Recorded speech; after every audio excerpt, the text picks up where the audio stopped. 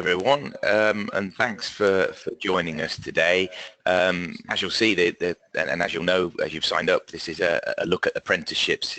There's been an awful lot of change to apprenticeships recently, and I'm delighted to be joined by our Head of Professional Standards, Vanessa Howell, who's going to talk us through some of those changes. So we'll start with a bit of context. Vanessa, we've had a number of people either join the webinar or ask us in advance what bit of this is relevant to who. So can you just give us an idea of what we're going to be talking about in terms of what applies to England, Wales, Scotland, Northern Ireland?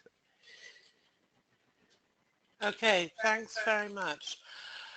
Okay, a bit of context. In the last 2-3 years, the standards for apprenticeships in England have been revised and rewritten into a new format. So they've moved from what we were traditionally aware of as frameworks into standards. What is happening in Wales, Scotland and Northern Ireland is that at the moment they are continuing with current frameworks. So those frameworks are the qualifications of competence, technical knowledge, maths and English that an apprentice will take, undertake a study for whilst in employment, and once they've completed those qualifications, be awarded their apprenticeship.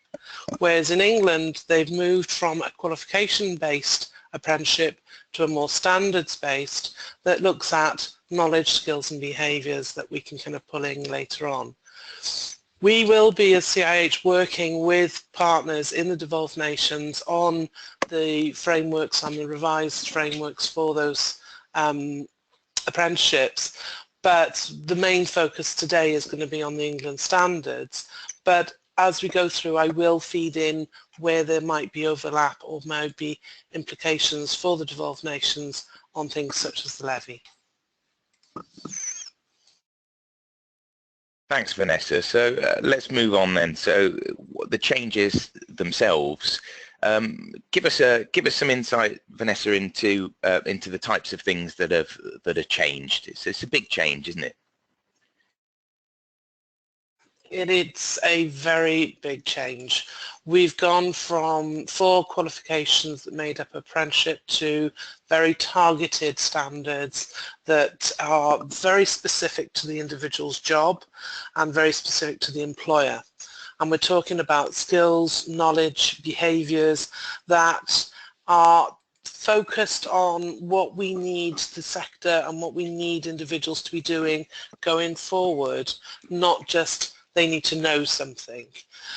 These standards have been written specifically with housing, around housing and property management. So they're not just about social housing, they do cover private rented sector. Through the development of the Trailblazer Group, what we identified was that there was a lot of similarities in some of the behaviours needed. There was some very much similarities in the skills. So these standards actually kind of take them out and pull them all together there. Mentioned Trailblazer groups. This was a group of employers set up and run 3-4 years ago to actually look at these new standards, to look at what does the sector need, what do we need to kind of take forward the sector into kind of the new world, the new changes going forward and all the changes and challenges being faced. That group are still working together. They work together on the development of standards, on the assessment, and they continue to work together on other standards as we speak. And if anyone is interested in being involved in that group or having sight of where that group's going, really would welcome people's feedback as we go forward. Yeah, thanks again, Vanessa, for that. So obviously a big change which underpins this is this apprenticeship levy, isn't it? So this is a thing which came into effect, I believe, was it April of this year? Tell us a bit more about that. Right, okay, the big question of the day. The levy is a tax that has been put on to organisations across the UK, and this is where the overlap with the devolved nations come in. It came into force in April, and it's 5 0.5% of the wage bill. It only applies to organisations that has a pay salary kind of band over 3 million.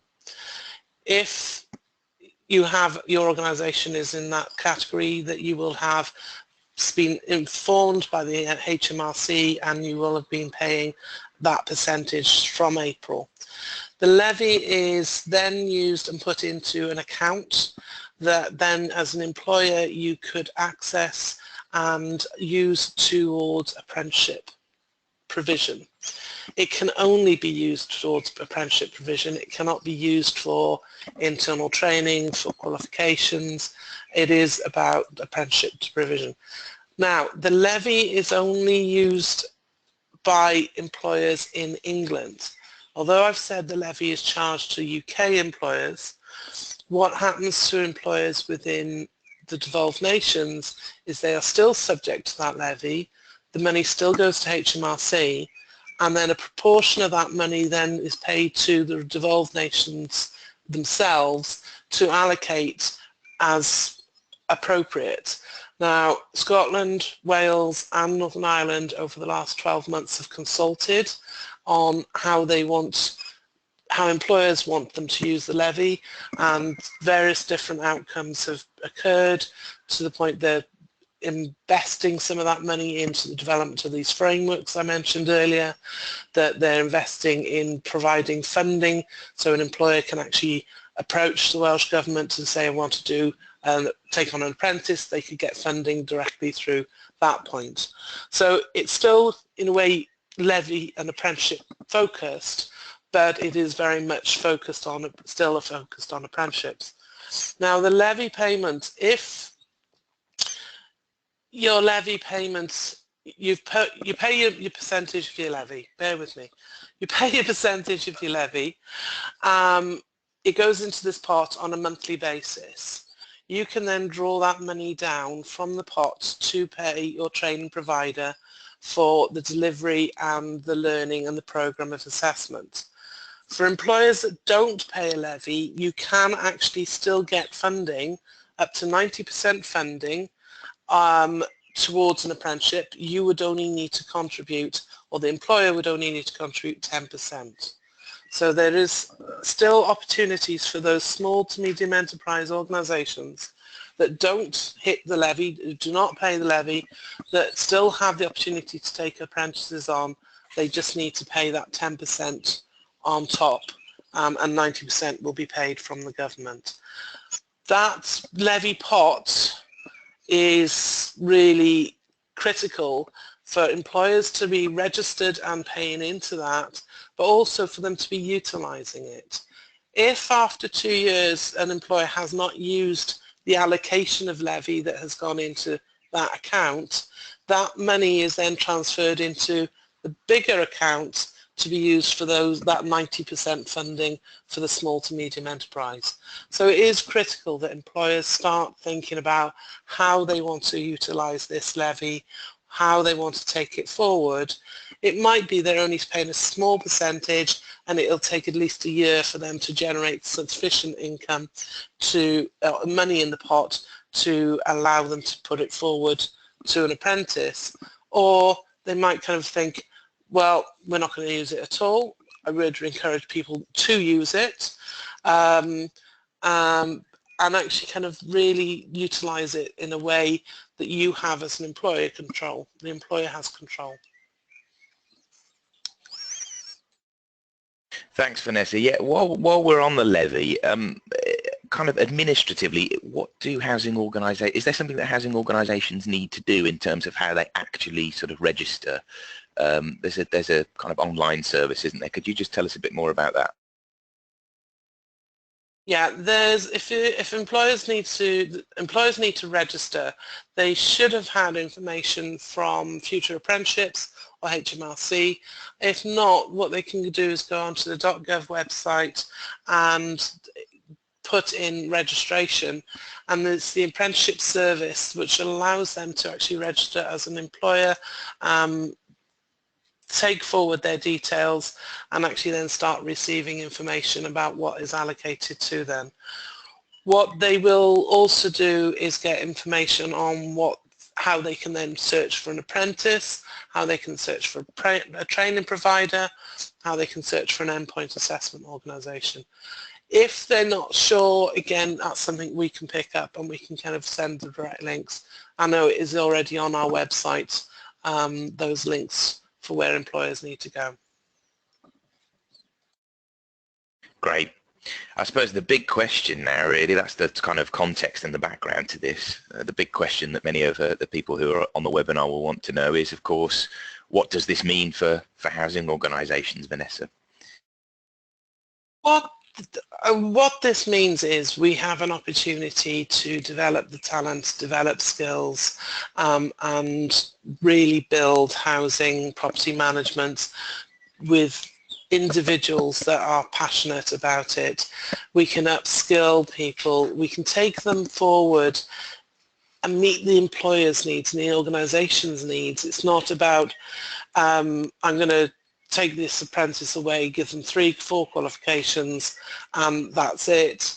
This is about engaging with the employer, with the apprentice, to actually meet the employer's needs whilst also developing that apprentice. It also supports their career progression, but to me it is about we need as a sector to develop our skills base. We need to take forward, we need to look at not just the younger generation, but also what direction we go in with housing and property management, and be reactive to it and flexible to meet those needs. And these standards allow that to happen. I've spoken to a large number of organisations also who are actually looking at taking on apprentices to look at their succession planning and their talent management, because what they're seeing is this is a good opportunity to have structured learning training programs that actually focuses on their needs, on their organisation cultures, structures, and actually develop and embrace and kind of take that individual forward.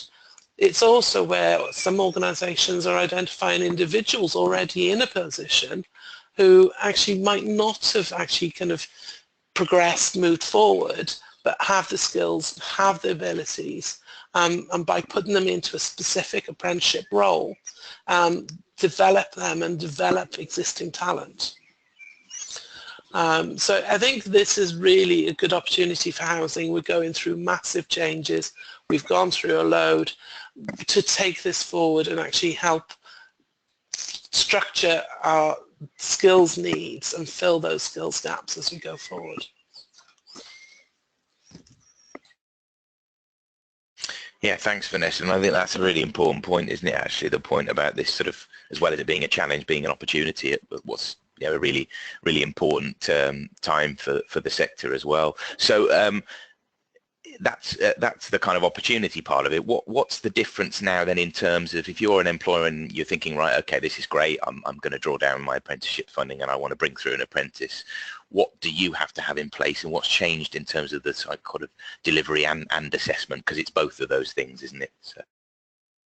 Well, like I've mentioned, the old frameworks, or the frameworks, were very focused on qualifications. The new standards are very focused on learning, learning from the point of view of there's knowledge. In the work context, it's not necessarily going away and do a qualification, although that's not saying you can't. It's learning as in kind of training, development, coaching, mentoring, looking at performance management. What we need from employers is buy-in and actually commitment. It's not just a case of, yes, we've got an apprentice, yes, we're paying them a salary, we've identified a training provider, I'll come back and see what they're doing in 6 months. It's about the employer actively being involved in that apprentices program, being involved in the assessments, being involved in the development. So, for example, the behaviours that we would expect of apprentices to be demonstrating, I would be looking at employers be working with the training providers to be identifying them. They're the ones seeing them on the day-to-day. They're the ones actually kind of working with them on the day-to-day. why repeat it? It's not about someone coming in and sitting there and watching. It's about kind of working together with the employers. So the employers need to make sure that the opportunities for the apprentices are there, the opportunities to meet all the requirements and the various contexts. So it's no good taking one person in, an apprenticeship on, that just gives them an opportunity to do one job. They need to have the opportunity to have flexibility, to have experience a range of activities, from tenant engagements to maintenance, just so they can actually see that kind of range and have experience of that range. That will give us then that rounded experience for the apprentice. What employers need also to do is engage with a registered apprenticeship training provider. That registered apprenticeship training provider will be on this register. There's a national register of approved apprenticeship training providers. That means that they've gone through a process of checks and balances. That provider would work with the employer then to identify a program of learning, individual to that apprentice, but also specific to the needs of the employer. The employer will also, part of that, need to identify an endpoint assessment organisation to actually undertake the final formal assessments, so we can kind of go forward with that.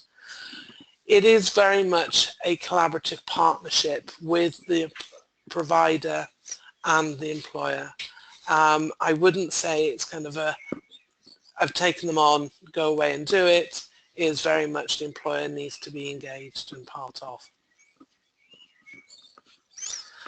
Okay. Thanks again, Vanessa. Very useful. So you mentioned this previously. You alluded to it. You know, this isn't just about new people, is it, necessarily, in terms of bringing new people into an organisation? It's also an opportunity potentially to take someone in an organisation and upskill them, isn't it? Can you tell us a bit more about that? Yeah, the aim here is not to just replace an organisation's training and development function. That's very clear. The kind of powers that be, the government, kind of very clear on that. What this can be is, an apprentice can be anyone. So the positive is there's no age restriction. In the frameworks there are age limits, so 16 to 24 and then 25 plus. Here there's no age restriction. We would encourage, there is opportunities for 16 to 18-year-olds, 19-year-olds. Yes, we want to encourage new young people into the sector, but that's not to disadvantage or to kind of discriminate against others.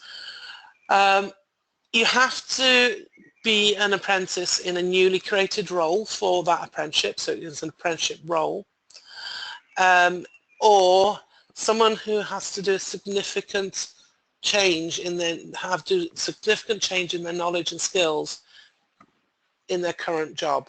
So if say, for example, I'm in my current job and I want to do an apprenticeship, that apprenticeship I want to move on in my role, and I have to do significant changes and develop skills and knowledge, that could be argued as it is a significant amount of change. That means that job role has changed. That is then appropriate for an apprenticeship.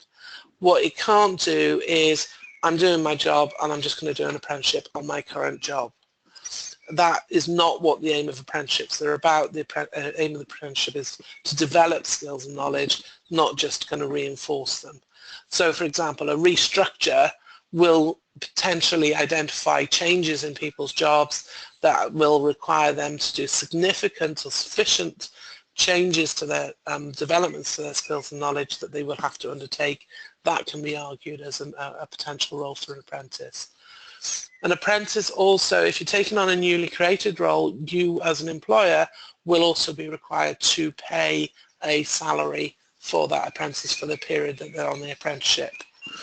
We had a question off someone earlier about whether or not they have to continue in that role after they complete their apprenticeship, and the aim is it would be great if they could continue on that in that role, and that role becomes a full-time position.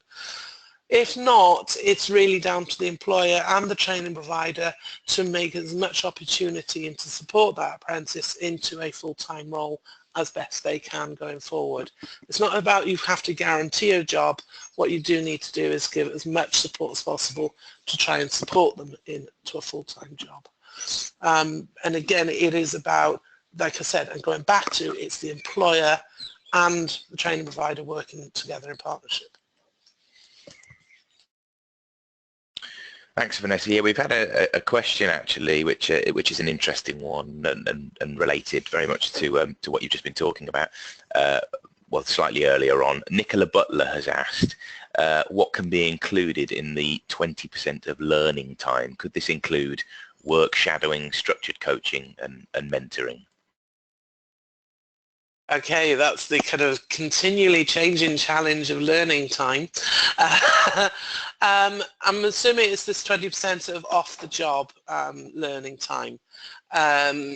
This is a requirement that apprentices are given the opportunity to undertake learning, training off the job, so they can actually physically come away from the job to actually undertake that kind of background knowledge.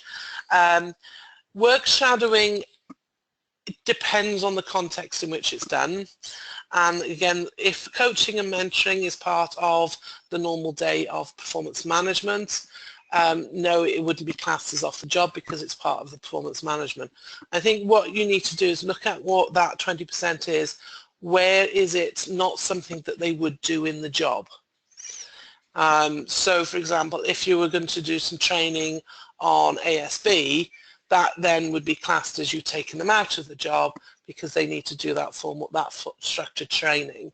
If they are doing a program of learning, that they are doing an online learning program, they might still be in the office, but they're off the job because they're doing something that's not specific to the day job, the 9 to 5. There is no hard and fast rules. It is about how you actually have to be very clear of why you are saying this is off the job, because it's not part of the day-to-day 9 to 5 function. But it is part of what the apprentice needs to develop the skills, knowledge and behaviours to undertake their role. It's not them demonstrating it, it's what they need to learn. Hopefully that helps, Nicola. Yeah, thanks for your question, Nicola, and a reminder, obviously, if anybody else wants to ask questions, please do that throughout, as well as the opportunity at the end to do so. So we've talked already about the need to have a training provider in place. Obviously, the other element is this assessment element of it. Can you tell us a bit more, Vanessa, about, first of all, who's going to do that and how that will happen? One of the features of the apprenticeship standards is the fact that there is the formative and summative assessment, but also there's two organisations involved, or there's, I would say, a tripartite arrangement here. You have the employer who's part of it. You have the training provider who's doing the delivery of the learning, but you also then have an independent organisation that has been approved separately and independently, who will do that assessment, that formal judgment to say, yes, you have achieved the apprenticeship, no, you're not to standard, and what grade, if grading is applicable. The endpoint assessment organisation is very focused on specific standards. So they would be approved for each set of standards individually. Again, there's a link on our website to where that list of organisations are. So if you want to have a look, please feel free to do that. They will actually contract with the training provider and the employer at the start of the apprenticeship journey, because what they will do is they will set out what the expectations and set guidance out for what assessment that apprentice will need to undertake during their program, but also at the end of the program. It's not going to be all of a sudden, oh, I've got to do assessment. The apprentice and the training provider and the employer will know from the start what the expectations are, what the timescales are, and how they need to do it. They will establish kind of quality, how they're going to check and balance it, because obviously that endpoint assessment organisation is going to work with multiple employers, multiple training providers, and what we want to do is make sure at the end of the day that Apprentice A and Apprentice B have got the same standard and have achieved the same quality benchmark, not that A has gone through a harder process than B. So they will do that, and what they will do is they also, partway through that program, is agree the project with the employer and the training provider, which again is customized to that employer. So if an employer needs to review its policy on tenants' engagements, that might be a project, an ideal project for an apprentice at level 4 to actually do the investigation, do the research, do the consultation, pull together a proposal, present that proposal. That is their project, and that then would be assessed formally. Now, if that's their project, that would need to be agreed with the assessment organisation up front, so it meets the criteria and the standards, and once that's happened, the apprentice gets on and does it. At the end, we get to what we class as the gateway. And that gateway is where the employer and the training provider kind of identify that they need to, the apprentice has covered everything.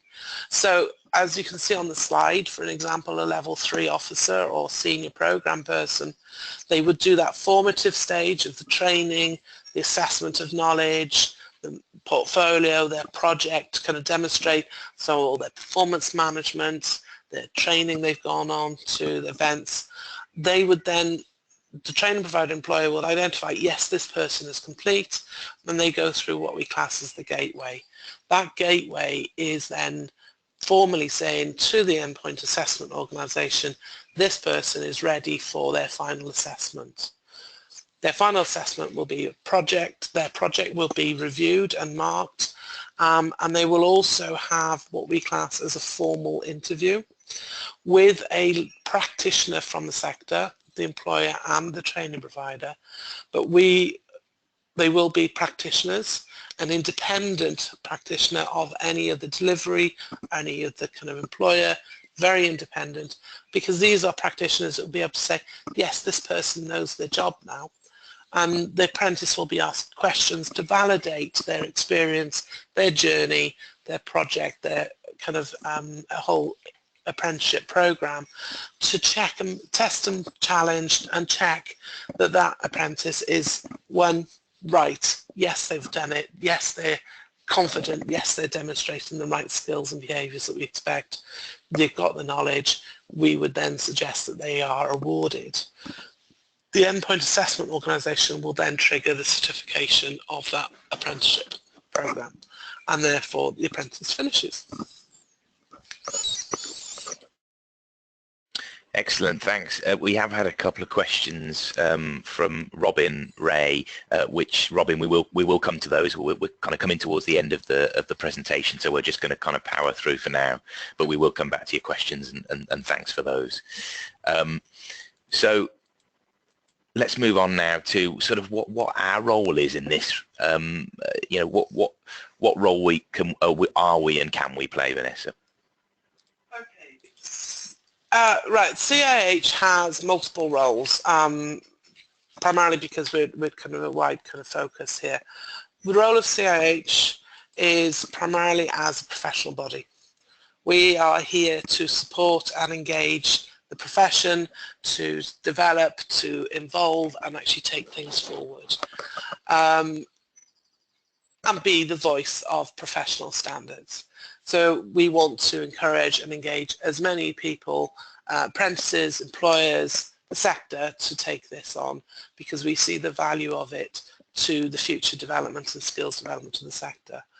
CAH is also a housing academy. So as a housing academy, we can actually do the delivery. That training provider role, we can actually function independently as us as the professional body, as the provider, work with employers to identify what their training needs, what their needs are, how they can take on apprentices, the program of that apprentice, the running of that program, and actually work very closely with the employer to actually take their apprenticeships through the program. Again, as CAH Housing Academy, we have that expertise in housing, but we also have that expertise in assessment and training, delivery and events. Central to that is the employer, and that employer is where we would be obviously working not necessarily with just the academy, but it's employers. We're listening to what employers are saying. Things like the webinar now is where we're getting feedback from employers. I've been doing a lot of conversations and employers are saying, yes, this is what we want, or we need to change that. So for me, the role of CAH is also listening to our employers and actually making sure what we can do and how we can support our employers going forward meets the needs of the market. And finally, endpoint assessment. We have very, very clearly set up independently an endpoint assessment organisation to utilise the skills and the profession of our chartered members in that endpoint decision. Now, obviously, they're not necessarily going to do they're not going to be the same people doing the delivery, doing the endpoint. There is very clear separations, and we are very keen and very positive on that promotion and that clarity. So we can promote it, we can do the endpoint, we can do the delivery, but we also have our qualifications. And we have mentioned qualifications a couple of times. And one of the things that's changed slightly is you can't just do a qualification and that's your knowledge. You can do the learning from that qualification, and that is levy fundable. What you can't do is get the qualification paid for by the levy. Feedback I'm getting from employers is they still want to do the learning in the qualification and they will pay separately from the levy for the qualification completion. And that is something I'm more than happy to talk to individuals about further, but it is a move that is about not just funding qualifications. And it makes sense.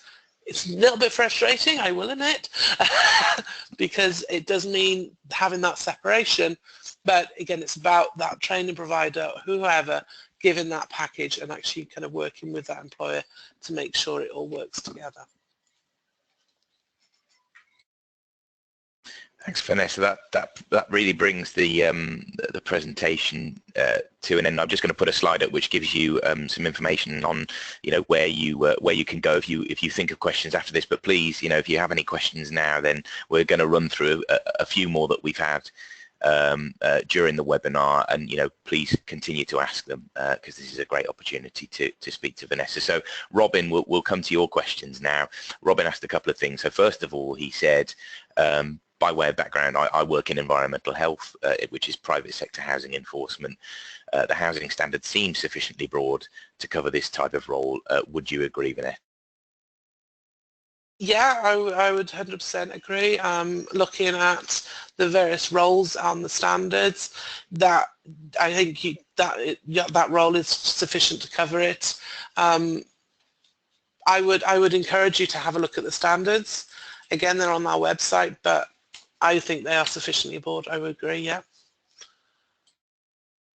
Thanks, Vanessa. And then a follow-up from Robin was, what do I do next then? So do I need to work with a registered provider to develop a training program? Yeah, like I said, you need to identify an approved apprenticeship provider. Contact them. I would suggest you contact a number of them to give yourself a kind of a range and kind of talk to them about, okay, this is what I want to do. What program would you work with me on? And they will then come up with a kind of offer for you to then consider whether or not it's appropriate for you and what you want and your needs. So I would say your next step is to look at the register of providers, identify, I would say, one or two, contact them and then actually ask them, what they can offer you, how they can provide support to you, and then you can make a very clear commercial decision going forward. Thanks. Another question as well from Nicola Butler. So Nicola asked, thanks for the clarification on what the level 3 and 4 assessments may include. Have you any indication of what the level 2 assessment might look like? Okay, level 2 assessment is very similar, but the only difference is instead of doing a project, they just do the level 2 apprentices do a case study. So it's a very, should we say, a smaller type project. They go through the same thing, they do a case study probably towards the last 6 months of their program. They will then, that case study will be assessed at the gateway, and they will still do a panel interview with a professional practitioner. So again, very consistent, but recognizing at a level 2, it's not necessarily a project that they're going to kind of implement or take through to a board, but it's more of a case study on a situation or a scenario basis that they could be involved in. Thanks for that. So Nicola also asked a question about the levy, which I must say is kind of tied me in knots. So I think if you can kind of just go through how the calculation works. Nicola said about this 15,000 sum, which I have to say has confused me as well. So could you just give us a recap on sort of how the levy works? All right, I'll try my best. We all get kind of complicated and confused on this one. Right, the levy is chargeable on 0.5% of the employer's pay bill collected on the monthly PAYE. All employers also have an allowance of 15,000. That doesn't mean you get £15,000. It just means that the first 15,000 after that you get a kind of a range of. So let me kind of go through an example which helps, hopefully. Okay, so if you're an employer with 100 employees with a gross salary of 2 million, you wouldn't necessarily be paying the levy. You would not actually be paying the levy, because 0.5% on the 2 million is 10,000. 10,000 minus the 15 levy allowance means that you're below that. If you're an employee with 250 employees with a pay bill of 5 million, a levy sum of 0.5% is 25,000, less the 15% allowance. So this 15% allows you to possibly pop back down under the 3 million barrier, which means that your annual levy payment could potentially be £10,000. So let me repeat, if you get your £15,000 allowance off your payments first. So if you've got to pay £25,000 in levy, you then reduce it by the 15,000 and you only have to pay 10,000. So if you've got to pay 50,000, you take the 15,000 off, and therefore you've got to pay 35,000 if my maths are right. Okay, that's what the 15,000. It's about giving you a bit of a breather on that barrier of things. It's not money you're going to get in your account. It just reduces your levy payment. Thanks, Vanessa. Rather you than me. I think you did extremely well there. Hopefully that answers your question, Nicola. We've had another question through now from Jane Ward, who wants to know, how do functional skills fit into this? Okay, I was waiting for someone to ask me that one. Functional skills, the standards and the assessment requirements don't specify functional skills or GCSEs. They specify an appropriate level maths and English qualification. Now, this is not part of the apprenticeship and it's not part of the levy, but for someone to achieve the apprenticeship, they have to have maths and English at the appropriate level. Now, that could be functional skills, which are funded separately by the government, or it could be maths and English GCSE, again, that's funded separately. So neither of those would come out of the levy payment, and it would be something you would need to discuss with the training provider. They may need to get a kind of subcontractor in to kind of deliver that for you, but there's still a requirement for maths and English, but it's not part of the actual apprenticeship levy program or package. Hopefully, Jane, that helps. If not, give me a shout. Yeah, thanks, Vanessa. That is actually our last question today. So thank you all for joining today. I hope that's been useful. Again, a reminder to, on the last slide, if you do have any questions, please just send them through, and also take a look on our website on the apprenticeships page for more information. And if you want to speak to anyone, then please do call through. Thanks again for joining us.